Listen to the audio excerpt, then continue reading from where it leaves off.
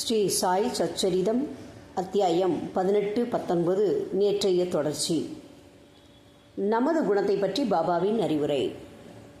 பின்வரும் பாபாவின் மொழிகள் பொதுவானவை, விலைமதிக்க முடியாதவை. அவைகள் மனதில் இருத்தப்பட்டு அதற்கேற்ப செயல்படுத்தப்பட்டால் எப்போதும் உங்களுக்கு நன்மை அளிக்கும். ஏதேனும் உறவோ தொடர்போ இல்லாவிடில் ஒருவரும் எங்கும் செல்லுவதில்லை.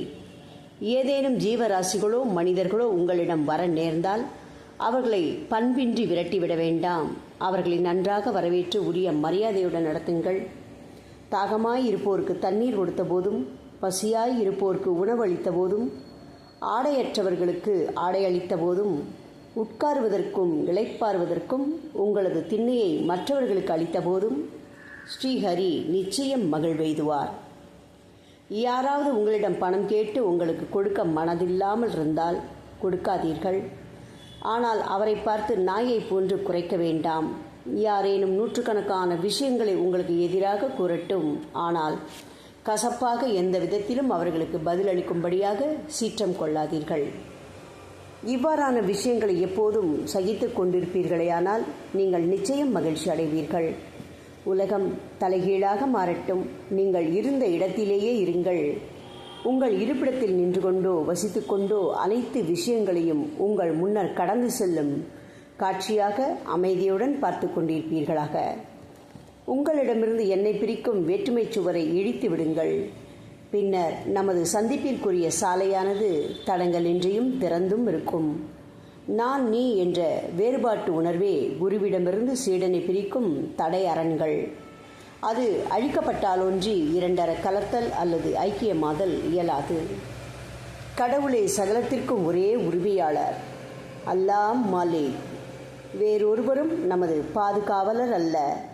அவர் வேலை செய்யும் முறைமை அசாதாரணமானது, விலைமதிக்க முடியாதது, அறிவால் அறிய முடியாதது. அவரது சங்கல்பமே ஈடேறும். அவர் நமக்கு வழிகாட்டுவார், நமது உள்ளத்தின் ஆசைகளை பூர்த்தி செய்வார். முன் ஜென்மத்தின் உறவு மூலமாகவே நாம் இணைந்துள்ளோம். ஒருவருக்கொருவர் அன்பாயிருந்தும் சேவை செய்தும் நாம் மகிழ்ச்சியுடன் இருப்போம். எவன் வாழ்க்கையின் மிக மிக உயர்ந்த குறிக்கோளை எய்துகின்றானோ அவன் இரவா புகழுடையவன், மகிழ்ச்சியுடையவன். மற்றவர் எல்லாம் வெறுமனே உலகாயிருக்கின்றார்கள் அல்லது மூச்சு விடும் வரை வாழ்ந்திருக்கிறார்கள். நல்ல எண்ணங்களின் அவா நிறைவேற்றத்தை ஊக்குவித்தல்.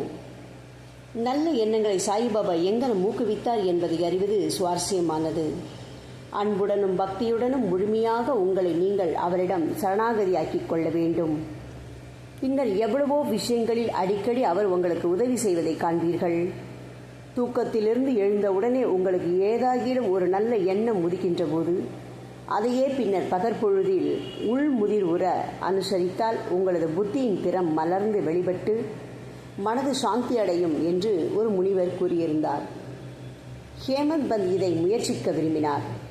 ஒரு புதன்கிழமை இரவு படுக்கப் போகும் முன் அவர் சிந்தித்தார், நாளை வியாழக்கிழமை, ஒரு புனிதமான நாள்.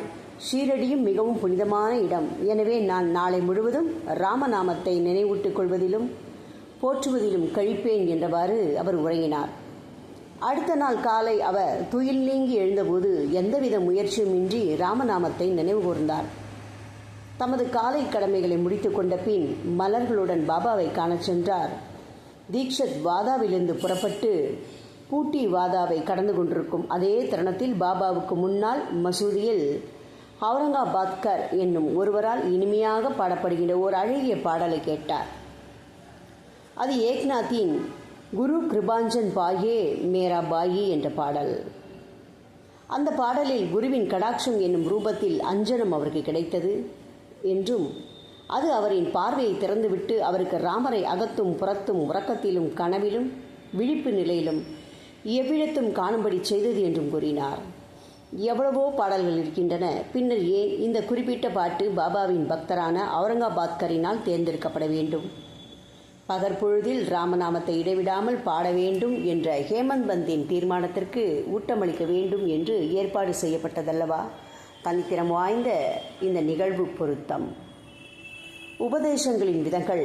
அவதூறு பேசுவோர் கண்டிக்கப்படுதல்.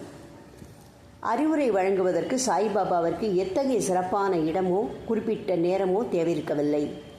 சந்தர்ப்பம் நேரிட்ட போதெல்லாம் தாராளமாக அவற்றை அவர் வழங்கினார். ஒருமுறை பாபாவின் பக்தன் ஒருவன் வேறொருவரை அவர் அறியாதபடி மற்ற ஜனங்களின் முன்னிலையில் திட்டினான். தனது சகோதரரின் நன்மைகளை எல்லாம் புறத்தொதுக்கி அவரின் குறைபாடுகள் குறித்து கேட்போர்கள் அருவருப்படையும்படியாக பழித்து பேசினான். அவசியமின்றி மற்றவர்களை புறங்கூறுவது மக்களுக்குரிய ஒரு மனப்பாங்காக இருப்பதை பொதுவாக நாம் காண்கிறோம். முனிவர்கள் இந்த புறங்கூறுதலை வேறொரு கோணத்திலிருந்து நோக்குகிறார்கள். அழுக்கை நீக்குவதற்கு பல வழிகள் இருக்கின்றன, மண், நீர், சோப்பு முதலானவை. ஆனால் புறங்கூறுபவனுக்கோ அவனுக்கே உரித்தான வழி இருக்கிறது. அவன் மற்றவர்களது அழுக்கை தனது நாவினால் அகற்றி நீக்குகின்றான். ஒரு வகையில் அவன் தன்னால் திட்டப்படுபவனுக்கே உதவுகின்றான். இதற்காக அவனுக்கு நன்றி செலுத்த வேண்டும். புறங்கூறுபவனை திருத்துவதற்கு சாய்பாபாவுக்கு அவருக்கே உரியதான வழி இருக்கிறது. அவர் தமது நிறை பேரறிவினால் அந்த புறம் கூறுவோன் செயலை அறிந்திருந்தார். மதியம் அவர் அவனை லெண்டி தோட்டத்திற்கு அருகில் பார்த்தபோது வேலிக்கருகில் இருந்த மலத்தை உண்ணும் ஒரு பன்றியை அவனுக்கு சுட்டி காண்பித்து, பார், அது எத்தகைய சுவை மன சிறப்புடன் மலத்தை பேராவலுடன் விழுங்குகிறது. உனது நடத்தையும் அத்தகையதே. உனது தோழர்களை நீ மனதார திட்டிக்கொண்டே இருக்கிறாய். பல்வேறு நல்வினைகளை செய்ததன் பலனாக நீ மனிதனாக பிறந்திருக்கிறாய். இவ்வாறு நீ நடந்து கொண்டால் ஷீரடி என உனக்கு எந்த விதத்திலாவது உதவி செய்யுமா என்று கேட்டு அவனுக்கு அறிவுரை வழங்கினார். அந்த பக்தன் இந்த பாடத்தை உள்ளத்தில் ஏற்றுக்கொண்டு சென்றான் என்று சொல்ல தேவையில்லை. இவ்விதமாக பாபா அவசியம் நேரிட்ட போதெல்லாம் அறிவுரைகளை வழங்கிக் கொண்டே இருந்தார். இவைகள் நமது மனதில் ஏற்றுக்கொள்ளப்பட்டு அதன்படி செயலாற்றப்பட்டால் ஆன்மீக லட்சியம் நெடுந்தொலைவில் இல்லை. என் ஹரி இருந்தால் அவர் எனது கட்டிலேயே எனக்கு உணவளிப்பார் என்னும் ஒரு பழமொழி இருக்கிறது. உணவு உடை விஷயத்தில் மட்டுமே இந்த பழமொழி உண்மை. ஆனால் இதை நம்பி எவனாகிலும் அமைதியாக அமர்ந்து கொண்டு ஆன்மீக விஷயங்களில் ஒன்றும் செய்யாமல் இருந்தால் அவன் படுவீழ்ச்சி எழுதுவான். ஆன்ம உணர்வடைய தன்னைத்தான் தனக்கு இயலும் உச்ச அளவு செயலில் முனைவித்துக் கொள்ள வேண்டும். எவ்வளவு அதிகம் அவன் பெரும் முயற்சி கொள்கின்றானோ அவ்வளவு அதிகம் அவனுக்கு நல்லது. பாபா தாம் நிலம், காற்று, நாடு, உலகம், ஒளி, மோட்சம் ஆகியவை எங்கனம் நிறைந்திருக்கும் சர்வ வியாபி என்றும் தாம் ஒரு வரையறை உடையரவல்ல என்றும் கூறினார். பாபா 3.5 முழ உயரமுள்ள அவரின் உடம்பே என்று எண்ணுபவர்களின் தவறான கருத்தை நீக்குவதற்கு பொருட்டாக அவர் இந்த ரூபத்திலும் தாமே அவதரித்துக் கொண்டார். இரவும் பகலும் எந்த பக்தனாவது பூரண ஆத்ம சரணாகதியுடன் அவர் மீதே தியானம் புரிவானாயின் அவன் அவருடன் 2.5 இனிப்பும் சர்க்கரையும் போன்றும், அலையும் கடலும் போன்றும், கண்ணும் ஒளியும் போன்றும் முழுமையான ஐக்கியத்தை துய்த்துணர்வான். பிறப்பு இறப்பு என்னும் சூழலை ஒழித்து அமைதியுற வேண்டியவன் நேர்மையான வாழ்க்கை நடத்த வேண்டும். அமைதியாகவும் கட்டுப்பட்ட மனதுடனும் இருக்க வேண்டும். யாரையும் புண்படுத்தும்படியாக வெடுக்கென்று பேசக்கூடாது. எப்போதும் நல்வினைகளில் தன்னை ஈடுபடுத்திக் கொள்ள வேண்டும். தனது கடமைகளை செய்ய வேண்டும். தானே உள்ளத்தாலும் உயிராலும் அவரிடம் சரணாகதி அடைய வேண்டும். அதன் பின்னர் அவன் எதற்கும் பயப்பட வேண்டியதில்லை. அவரையே முழுமையாக நம்புபவனும் அவர் தம் லீலைகளை கேட்டு அதையே விவரமாக எடுத்து கூறுபவனும் வேறெதை பற்றியும் சிந்திக்காதவனும் ஆத்மானுபூதியை அடைவது உறுதி. பாபா தமது பெயரையே நினைவில் வைக்கும்படியும் தம்மிடமே சரணாகதி அடையும்படியும் பலரை கேட்டுக்கொண்டார்.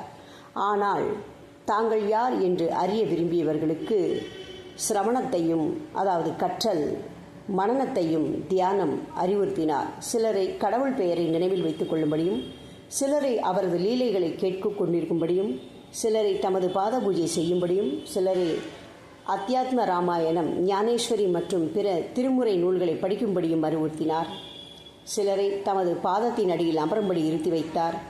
சிலரை கண்டோபா கோவிலுக்கு அனுப்பினார். சிலரை விஷ்ணுவின் 1000 நாமங்களை ஜபம் செய்யும்படியும் மற்றும் சிலரை சாந்தோக்கிய உபனிஷத்தம், கீதையை கற்கும்படியாகவும் கூறினார். அவர் தம் உபதேசங்களுக்கு எந்தவித வரையறையோ கட்டுப்பாடோ கிடையாது. சிலருக்கு அதை நேரடியாகவோ கொடுத்தார் மற்றும் சிலருக்கு கனவில் காட்சிகள் மூலம் அளித்தார்.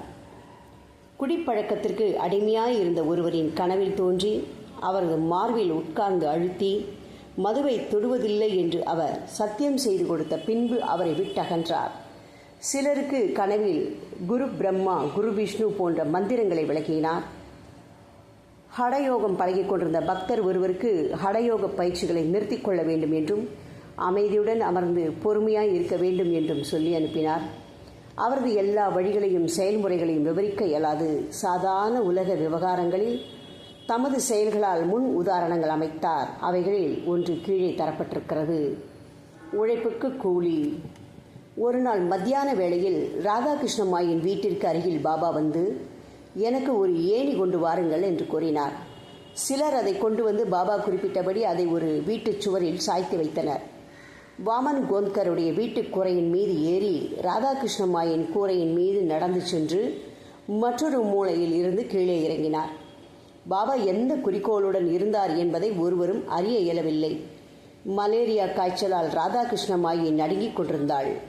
அதை ஒட்டி விரட்டுவதற் பொருட்டே அவர் மேலே ஏறி இருக்கலாம். கீழே இறங்கின உடனே ஏணியை கொண்டு வந்தவர்களுக்கு பாபா 2 ரூபாய் கொடுத்தார்.